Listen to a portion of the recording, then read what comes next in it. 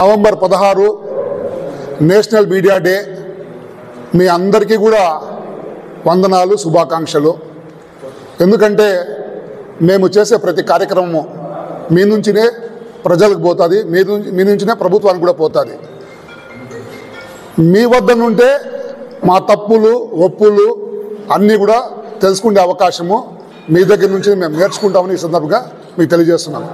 ముఖ్యంగా ఈరోజు ఈ ప్రెస్ మీట్ సమావేశానికి వచ్చిన మీడియా మిత్రులకి మరియు మా agriculture market డైరెక్టర్లకి, BJP Ajanthulla sir గారికి మరియు తెలుగుదేశం నాయకులకి, జనసేన కార్యకర్తలకి, బీజేపీ నాయకులకి, కార్యకర్తలకి, అలాగే ఇక్కడికి వచ్చిన అందరికీ కూడా పేరు పేరున ధన్యవాదాలు. ఈరోజు ఈ ప్రెస్ మీట్ యొక్క ముఖ్య ఉద్దేశం ఏమంటే 13వ తారీఖు ఇదే టమాటా మార్కెట్ యార్డ్లో వ్యవసాయ మార్కెట్ చైర్మన్ మరియు పాలక మండలి ప్రమాణ స్వీకారోత్సవం ఘనంగా జరుపుకున్నాం. మేమందరూ కూడా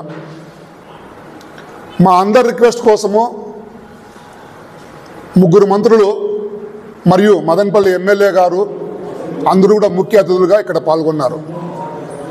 3 మంత్రుల్లో కూడా ఒక మంత్రి civil supplies minister Nadendla Manohar sir Janasena party, ఒక మంత్రివర్యులు వైద్య విద్యాశాఖ మంత్రివర్యులు సత్యకుమార్ సార్ గారు బీజేపీ, ఇంకో మంత్రివర్యులు Telugu Desam party sports minister Mandipalli Ramprasad Reddy గారు. మా అందరి కోరిక మేరకు, మా అందరి రిక్వెస్ట్ మేరకు మమ్మల్ని ఆశీర్వదించాలని, ఈ టమాటో మార్కెట్ వల్ల ప్రజలందరూ కూడా, రైతులందరూ కూడా లాభ పొందాలని ఎన్నో రకాలుగా కూడా మమ్మల్ని ఆశీర్వదించండి.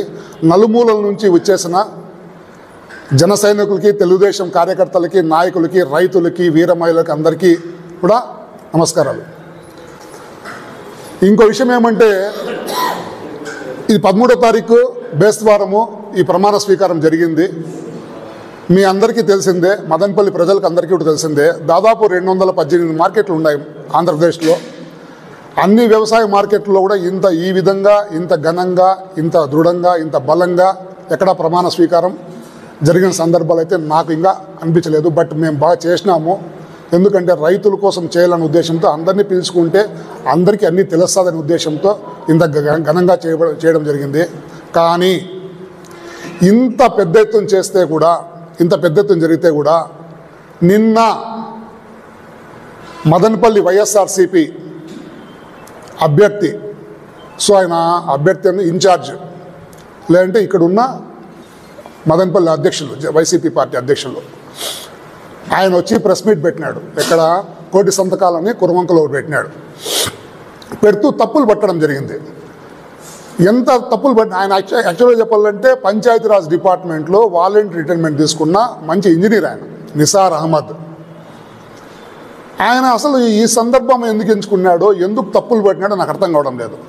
ఆయన మాట్లాడిన పద్ధతి ఏమంటే స్టార్టింగే 3 మంత్రులు వచ్చినారు, ఎందుకు వచ్చినారో వాళ్ళకే తెలియదు, అదేందో ప్రమాణ స్వీకారం అంట, అదేందో ప్రమాణ స్వీకారం. ఏషియాలో పెద్ద టమాటో మార్కెట్ ఇది, అతిపెద్ద టమాటో, దాన్ని అదేందో దేనికో వచ్చినారు. ఎక్కడికి ఇప్పుడు టమాటో మార్కెట్కి వస్తా ఉన్నాము అని ఊర్లో బ్యానర్లు వేసినాం, మీడియా ద్వారా పేపర్లో వచ్చింది, అంతా వచ్చింది కదా, చెప్పచ్చు కదా. టమాటో మార్కెట్లో ప్రమాణ స్వీకారానికి వచ్చిన మంత్రివర్యులను చెప్పచ్చు.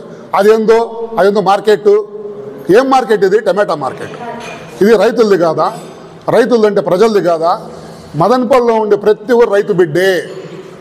రైతు బిడ్డల్ని ఆయన ఏదో తెలియనట్లు, ఇదేదో మార్కెట్ కానట్లు, ఇంకేందో మాట్లాడడం జరిగింది. ఫస్ట్ అదొకటి తప్పు ఆయన మాట్లాడడం. ఇంకోటి, మంత్రివర్యులు వచ్చినారు, ప్రజలందరూ చూసుకోన్నారంట మంత్రులు ఏం చెప్తారు ఏమీ. ఒక మంత్రి దీంట్లో 3 మంత్రివర్యుల్లో 2 వచ్చి స్టేట్లో ఏదైతే జిల్లాలుగా కొత్త జిల్లాలు ఏర్పాటు చేయాలో దాంట్లో కమిటీలో ఉన్నారు. ఒకరు civil supplies minister Nadendla Manohar గారు, ఇంకొకరు వచ్చిందో బీజేపీ మినిస్టర్ వైద్య విద్యా ఆరోగ్య శాఖ మంత్రివర్యులు సత్యకుమార్ సార్. ఇద్దరు కూడా ఈ కమిటీలో ఉంటారు. ఏం చెప్పేది, ఇక్కడ వచ్చి అనౌన్స్ చేయాలంట. ఏమన్నా తెలివి ఉందా? ఎట్లా అనౌన్స్ చేస్తారు? కమిటీలో మెంబర్స్ వాళ్ళు రిపోర్ట్ ఇస్తారు. రిపోర్ట్ ఇచ్చినాక అది గవర్నర్ పోతుంది. గవర్నరు ముఖ్యమంత్రి గారు ఉంటారు, దానికి ఒక గెజెట్ ఉంటుంది, ఒక నోటిఫికేషన్ ఉంటుంది, పార్లమెంట్ అన్నీ కూడా సిస్టమేటిక్గా చేస్తారు. మీ మాదిరి చేస్తారా? ఈడ నీళ్ళు వదలకుండా అందరినీ నీళ్ళు సమ్మర్ స్టోరేజ్ ట్యాంక్ వదలకుండా మీ పెద్దరెడ్డి మదనపల్లి దాటిచ్చేసి ఇక్కడ తంబలపల్లి దాటిచ్చేసి ఆయన పొంగనూరు తీసుకోపోయినాడు. ఆ రోజు నువ్వేం అడగలేదే. ఆ రోజు మదనపల్లి ఎమ్మెల్యే నవాజ్ బాషా అడగలా, నువ్వు 6 నెలల ముందు వస్తేవి. నవాజ్ బాషా ఎమ్మెల్యేగా ఉన్నట్లే నువ్వు వస్తేవి. నిన్ను వాలంటీర్లు అందరూ ఎమ్మెల్యే సార్ అంటే నువ్వు 6 నెలలకి ఎమ్మెల్యే అయినావు. అప్పటికే నీకు ఎమ్మెల్యే ఎవరు ఇచ్చినారు? నువ్వు ప్రజల నుంచి ఎన్నుకోబడింటే నేను ఎమ్మెల్యే అనాలా. ఆ రోజు నువ్వు ఎందుకు మాట్లాడలేదు? ప్రజలందరూ, వాలంటీర్లు, ఆఫీసర్లు అందరూ నేను ఎమ్మెల్యే సార్ అంటా ఉంటే నేను ఎమ్మెల్యే కాదమ్మా, నేను వైసీపీ ఇన్ఛార్జిని మాత్రమే అని చెప్పొచ్చు కదా. ఎమ్మెల్యే నవాజ్ బాషా కదా. నవాజ్ బాషాను చెప్పాడు, నువ్వు ఎమ్మెల్యే కాదు అని చెప్పాడు. ఏం భయమో నాకు అర్థం కాదు. ఆయన ఎమ్మెల్యే కదా, ఆయన చెప్పాడు. ఈయన ఇన్ఛార్జ్ కదా, ఈయన ఎమ్మెల్యే అని ముద్ర వేసుకున్నాడు.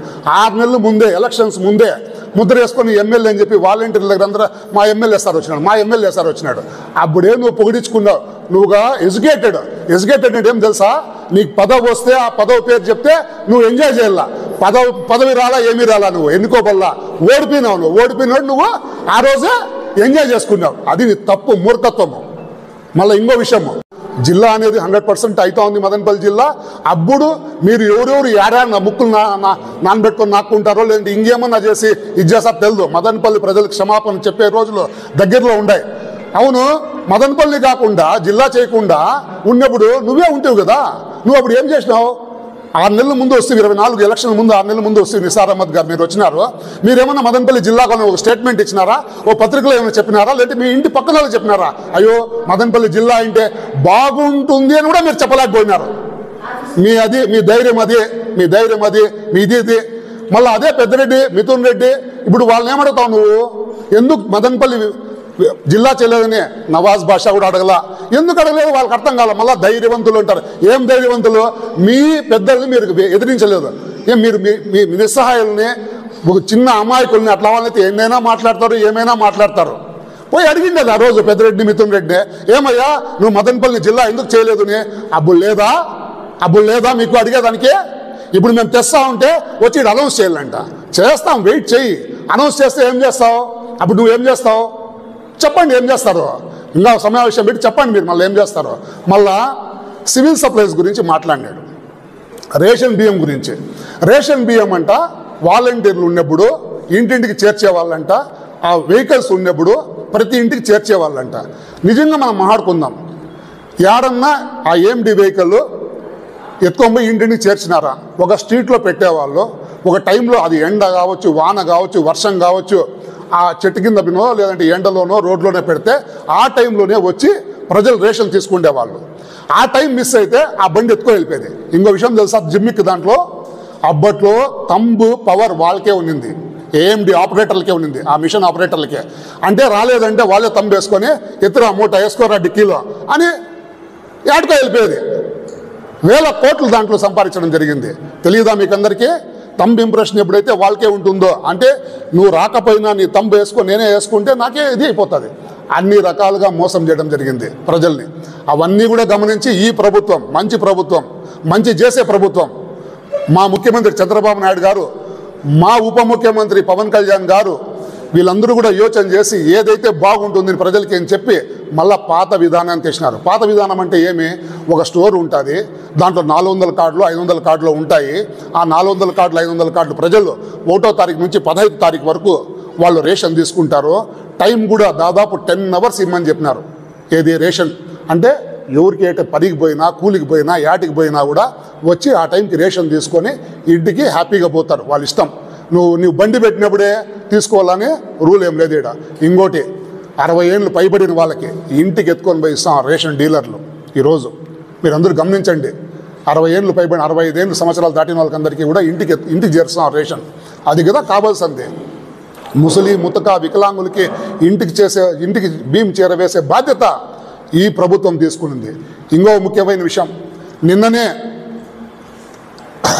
నరేంద్ర దండి అనేసి ఒక యాప్ వదిలినారు, ఒక వాట్సాప్ నంబర్ రైతులకి. ఆ వాట్సాప్ నంబరు మనము ఆ రైతు కుటుంబంలో రైతు చదివింటే ఓకే, చదవకపోతే వాళ్ళ బిడ్డలు, వాళ్ళ ఇంట్లో ఫ్యామిలీ మెంబర్స్ హాయ్ అని HI అని టైప్ చేస్తే చాలు.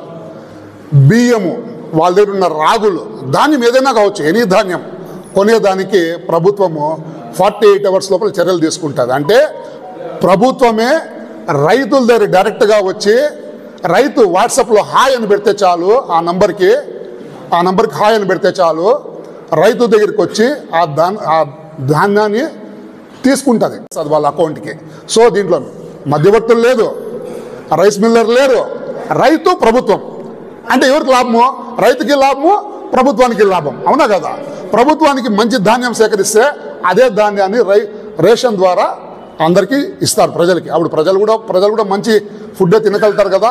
ఇవన్నీ కూడా ఈ మంచి ప్రభుత్వంలో ఇవన్నీ ఆలోచిస్తున్నారు. ఇవన్నీ మీరు ఆలోచించారు, తప్పులు పట్టేది మాత్రం తెలుసు. ఇదే పంచాయతీరాజ్ డిపార్ట్మెంట్లో మీరు వాలంటీర్ రిటైర్మెంట్గా తీసుకున్నారు. ఒక ఇంజనీర్ మీకు తెలియదా నవంబర్లో వర్షాలు వస్తాయని, అక్టోబర్లో వర్షాలు వస్తాయని, ఆగస్టు నుంచి జూన్ నుంచి వర్షాలు వస్తాయని? ఆ టైంలో కీల్ రోడ్లు వేస్తే ఉంటాయా? లేసిపోతాయి. వర్షాలప్పుడు రోడ్లు గుంతలు కొన్ని పడతాయి, తప్పదు, కామన్ అది. పడినప్పుడు వర్షాలు నిలిచిపోతానే డిసెంబర్లో జనవరిలో స్టార్ట్ చేస్తారు రోడ్లు వేసేది. అప్పుడు చూడండి, ఇప్పుడు ఏడో 4 గుంటలు ఉన్నాయండి, చెరువులు అయిపోయినాయంట. ఏమైపోయినాయి?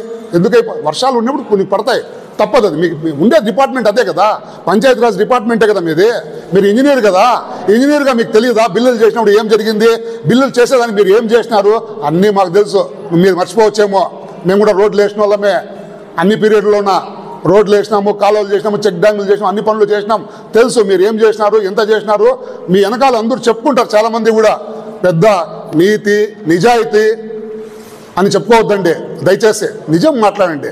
మేమేమన్నా పొరపాటు చేయండి చెప్పండి, మీరు తప్పులు పట్టేది కాదు ఇంపార్టెంట్.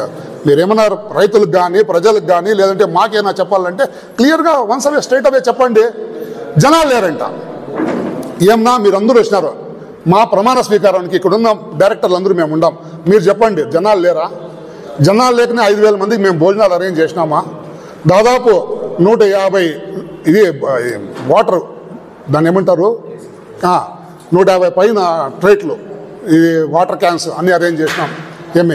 ఇక్కడ కాకుండా ఇంపార్టెంట్ మళ్ళీ శ్రీదేవి గార్డెన్స్లో అరేంజ్ చేసినాం.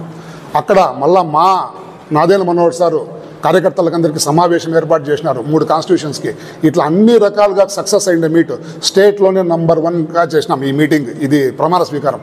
అట్లా దాన్ని జనాలు రాలేదని, జనాలు రాకపోతే వాళ్ళు మంత్రులకి ఏదో అయిపోయిందని మైండ్లో ఇట్లా మాట్లాడినారంట. ఏమీ కాల, క్లియర్గా మిమ్మల్ని మాట్లాడినారు. మెడికల్ కాలేజ్ గురించి మంత్రి మాట్లాడినాడు, సివిల్ సప్లైస్ గురించి మా మంత్రి మాట్లాడినారు. మొత్తం మీ వైసీపీ గవర్నమెంట్లో ఏం చేసినారో మదనపల్లి ప్రజలకు అందరికీ తెలుసు. అందుకోసమే మీరు చిత్తుగా ఓడిపోయిందని ఈ సందర్భం మీకు తెలియజేస్తున్నాను. జై జనసేన, జై పవన్ కళ్యాణ్, జై తెలుగుదేశం, జై చంద్రబాబు, జై బీజేపీ, జై నరేంద్ర మోడీ గారు.